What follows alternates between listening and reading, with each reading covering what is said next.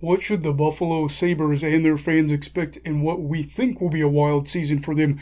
Well, we're going to be talking about that today. Now, before we start, please make sure to give this video a thumbs up and subscribe to the Hockey Brigade. And now let's talk about Buffalo. So, the Sabres are unfortunately probably going to be a bottom feeder in their division and in the league after going 15-34-7 last year. And they really didn't improve this offseason. A big and dramatic thing that Sabres fans will probably have to endure this year will be the Jack Eichel drama. We all know about it. I know Sabres fans are pretty split on how they feel about Jack right now. But the reality is things are just not working out either way in Buffalo.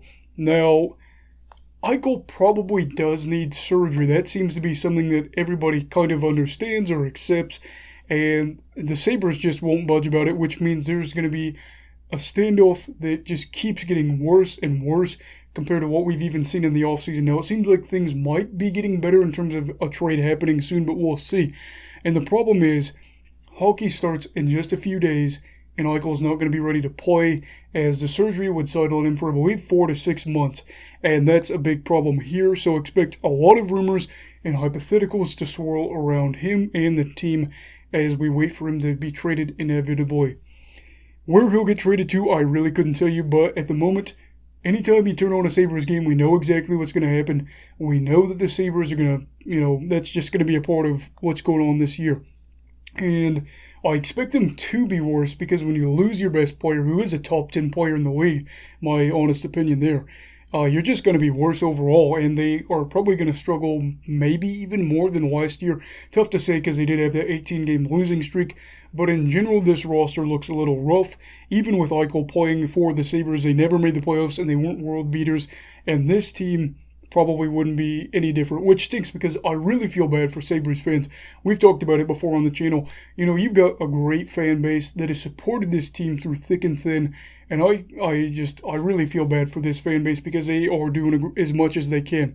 And right now, the top line looks like Jeff Skinner, Casey Mittelstadt, Victor Olofsson, which doesn't bode well for the team. Nothing against these guys, but if Jeff Skinner is probably a guy that's playing top line minutes for you, that's not going to work, especially in 2021. I hate to say it, but you're probably bound to have a lot of problems. Throw in the goalie tandem of 40-year-old Craig Anderson and 32-year-old Dustin Tokarski, there, and you have a recipe for disaster. Now, what I will say is the blue line looks like it could be a promising thing for them. You've obviously got that left side that I've talked a little bit about in this offseason, and in general, there's some pieces that I really like for that blue line. But there is no way to sugarcoat it. This team looks pretty rough around the edges, and there's holes throughout the roster, which we all know, and it's okay because, Sabres fans, I think for the most part, aren't saying, hey, we're going to be in the playoffs, so that's all right. Regardless if the blue line is better than what people expect them to be, or even if this team's a little bit better than what they expect, I think personally they'll finish 8th in the Atlantic, as Detroit and Ottawa get better every year as they move forward in the progression for the rebuild. And the Sabres really are just stuck in a never-ending cycle thanks to the management. Now, Sabres fans, I think I'd personally try to find one positive thing to focus on this year because it's just going to be rough. Hone in on the positive, and the good news is that you'll probably have a good pick this year. The bad news is the rebuild, or whatever you want to call it, is still continuing on, and it's going to be another year probably without playoff hockey. Now, finally, let's finish on a positive note. Let's talk about some of those positive things, like what young players to watch out for. Obviously, Rasmus Dahlin is somebody to watch out for. The first overall pick has a lot of talent. Sign that extension with Buffalo. That is something to look forward to. See if he gets back to what we expect him to be. Hopefully he does. If he's used the right way, we know he can be a really good offensive player. And then I'd have to say Dylan Cousins is certainly a guy to watch. He was a 7th overall pick in the 2019 draft, had 4 goals, 9 assists for 13 points in 41 games last season. And really just getting progression out of him is going to be the main thing for them this year. Just try to get him to develop. Don't put him in a role that he's not ready for. That is the biggest thing. Do not ruin his development right now. This team probably isn't heading anywhere. Let him develop, let him get his feet underneath him, and you'll have to see if he's ready for a bigger role. Maybe next year, we'll have to see. Also, Anders Bjork is somebody to keep an eye on. Bjork was part of that Taylor Hall trade, and he had 3 goals and 3 assists for 6 points in 15 games with the Sabres.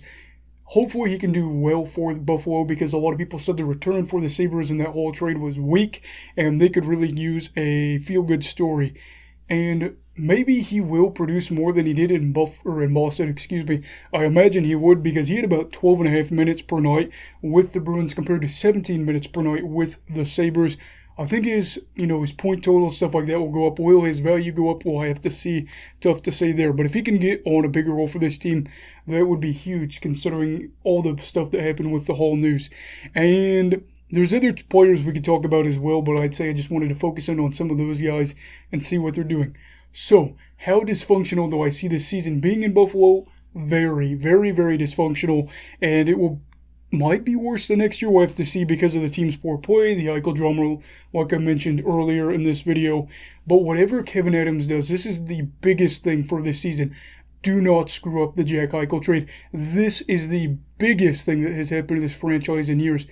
If you screw up the trade and you don't get a great return, this could mess with the Sabres for years.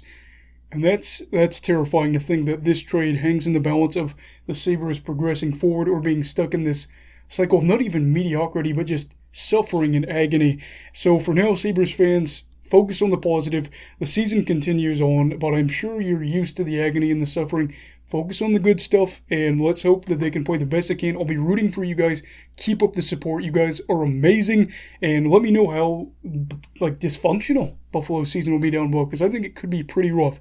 But yeah, let me know down below. Also, if you like this video, then give this video a thumbs up and subscribe to join the Hockey Brigade. Everybody stay safe. Have a great night. You go love hockey, all right?